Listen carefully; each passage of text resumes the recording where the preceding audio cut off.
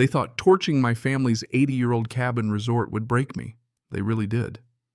Until I strolled into that emergency HOA meeting holding a manila folder that made Delilah Thornfield, the queen of the petty tyrants, go white as a sheet.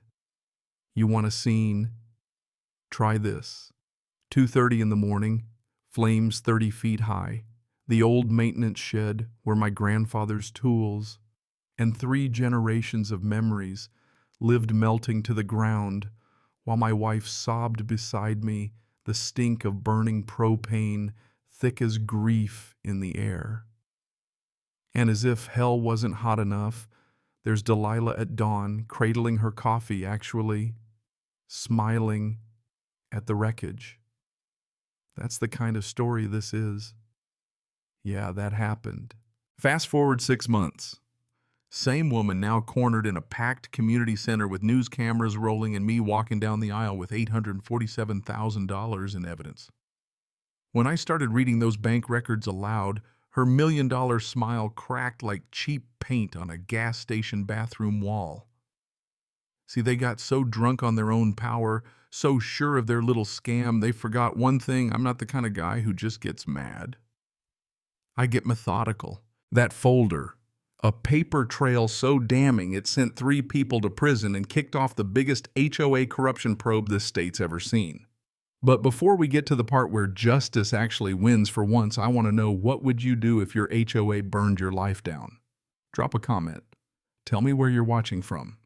I want to see how far this HOA nightmare epidemic has spread, because trust me, it's everywhere. Name's Rex Hartwell. 3 months ago, my biggest dilemma was whether to replace the dock planks in spring or fall. Funny how life can flip you upside down while you're just minding your own business. Pine Haven Cabin Resort sits on 40 acres of North Carolina mountain lakefront, built by my grandfather back in '43, with nothing but a handsaw and stubborn pride, the kind that runs through our blood like a bad habit.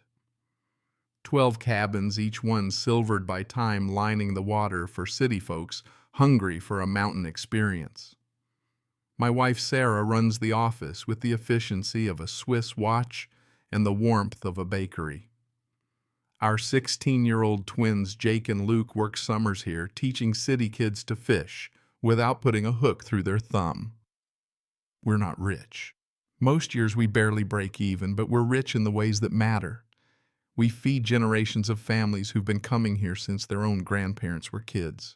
And then enrolled Thornfield Estates.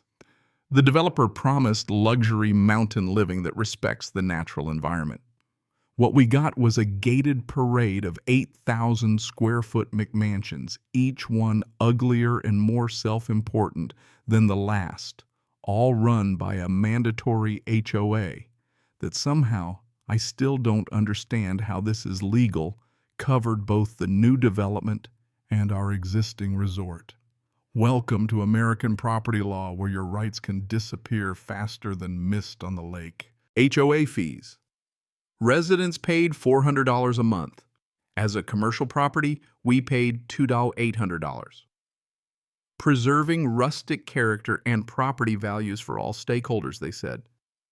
Pretty words that meant absolutely nothing, as I was about to learn. Enter Delilah Thornfield, HOA president. 58 corporate attorney from Phoenix, married to Morton, a retired banker who could suck the fun out of a birthday party. White Tesla designer, everything smile colder than a January pond. Their house was a glass and steel monument to tasteless excess zero trees, left just views and status. First shot across our bow spring of 2023. Certified letter aesthetic compliance violation. 3 pages of demands, fresh stain for all cabins, new signage, landscaping to neighborhood standards. Total cost, $35 grand. 60-day deadline. I drove to her house ready to negotiate like adults. The smell of fresh mulch and chemical lawn treatments hit me first. When Delilah answered the door, her Chanel perfume almost knocked me out. Mrs. Thornfield, I'd like to discuss the compliance notice, maybe arrange a reasonable timeline. She looked at me like I'd tracked mud onto her white carpet. Mr. Hartwell, this isn't a charity. Compliance is non-negotiable. I walked back to my truck boots crunching on gravel, already knowing she didn't want compromise. She wanted surrender. That's not in our DNA. By August, I'd scraped enough money to stain 4 of the cabins. I called the HOA hoping my good faith would earn a little mercy. Poor Jenny, the office secretary, sounded genuinely sorry. "I'll pass along your request, Mr. Hartwell. I'm sure they'll be reasonable."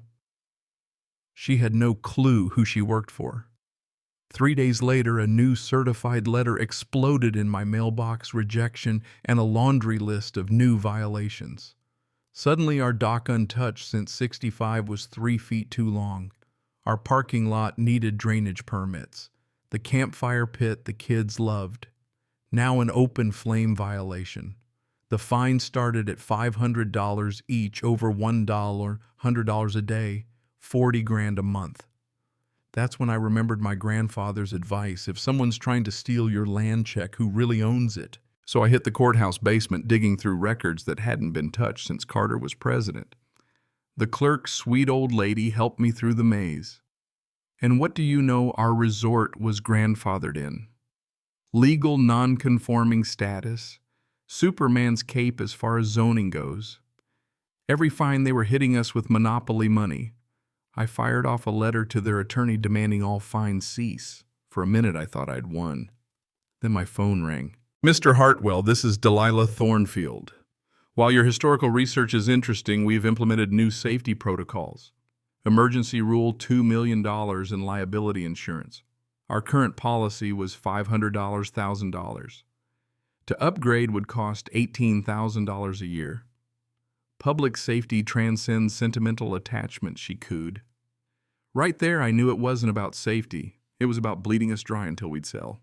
But they underestimated community.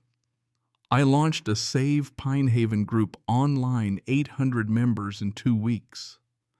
The local paper ran our story, "Family Business Under Siege by HOA Overreach." Neighbors, guests, and strangers rallied. But Delilah struck back hard. "I found an insurance loophole, upped our coverage for $4,800 a year." When I handed her the certificate, she smiled like she'd swallowed a lemon. "Wonderful to see compliance," she said, but her eyes promised war. Labor Day weekend, our annual BBQ, families everywhere. But here's some rando with a clipboard citing us for everything from loose handrails to outdated fire extinguishers. He found 47 violations in 3 days, harassing guests, interrupting vacations. "This is harassment," I told him. He shrugged. "I just enforce the rules."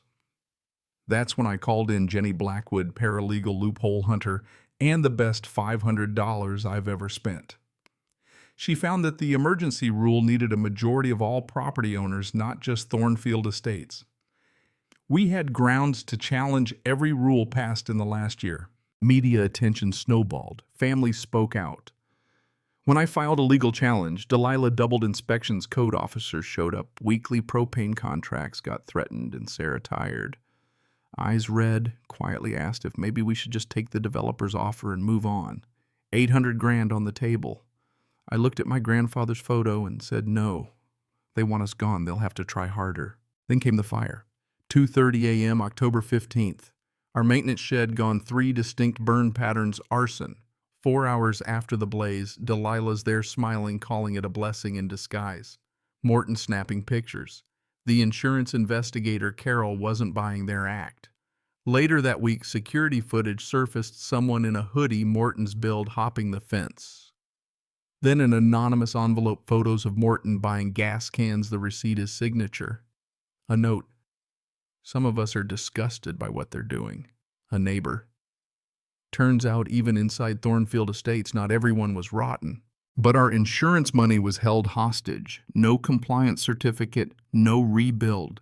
And Delilah rushed through a new sprinkler rule, $40,000, no grandfathering, 60 days. It was financial death by 1,000 cuts. That's when I went on offense. Jenny helped me request every HOA document for the last 4 years. The county sheriff launched an arson investigation. The management company's office handed over 4 boxes of paperwork. I spread them across our kitchen table, sweating, cursing, connecting dots. Over 4 years, the HOA had collected $2.1 million. The reserve fund should have had $800,000. Actual balance $23,000. Somebody made $1.3 million vanish. Every page stank of fraud. Delilah's nephew's company. Outrageous landscaping bills, educational trips to the Bahamas, snowplows for Morton. Then the bombshell HOA could force property sales if an owner became a burden. Morton's LLC was set to buy Pine Haven for pennies once we folded. It wasn't just us, other local businesses had been pushed out the same way. I called a war counsel, Jenny Marcus, our CPA Rita, the retired reporter, even Deputy Bradley. We mapped it all out, documented every scam, every shell company, every kickback. Rita got Channel 9 to run a primetime expose the week before the budget meeting. Our plan: show the evidence rally, every owner to vote. Take the board back legally. Honest people outnumber crooks if they show up. The week of the meeting, Delilah panicked. Flyers smeared us for tax evasion. The developer offered almost $1 million for us to just go away. Internet got sabotaged, phones cut, health inspectors harassed us, fake CPS reports against my family. But the community stood tall. Social media exploded with support. People saw through the smear. Even inside Thornfield, some folks started secretly sending us board recordings and emails, smoking gun proof of the conspiracy. December 15th. Clear, cold, and perfect for a reckoning. The community center overflowed. Media neighbors, even the governor's observer, showed up. Delilah tried to control the meeting. Jenny cut her off. State law demands real public input. Deputy Bradley backed us up. I started the presentation, slide after slide, missing funds, inflated contracts, personal enrichment. The room went from gasps to outrage. Then I played the audio recording Morton. Once we own that resort, we're sitting on a $2 million gold mine. These hillbillies don't understand property values. It's almost charity work. Delilah dripping with contempt. Mountain living for people who actually deserve it. The room erupted. Motions flew. Remove the board, fire the management company, independent audit, criminal charges, elect me interim president. Sheriff deputies served warrants on Delilah and Morton right then and there. Media swarmed. This was never about revenge, I said. It was about accountability, about protecting our community. Delilah once so mighty, now just another criminal in cuffs. The crowd cheered. Sarah cried with relief. And for a moment the sunlight pouring in felt like a blessing from the past. Aftermath. Delilah pleaded guilty, 3 years in prison and full restitution. Morton flipped, got 18 months and banned from HOA boards forever. The management company went down in a federal probe that spanned 4 states.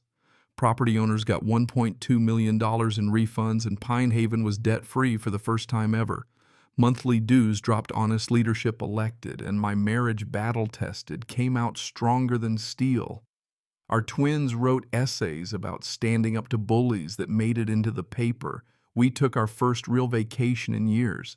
But the ripples kept going. Folks from 12 states called for advice. The Pine Haven Act, annual audits, real transparency, criminal penalties for board fraud became state law. Bookings surged, the lodge became a historic landmark, and we started a community fund for scholarships and small businesses.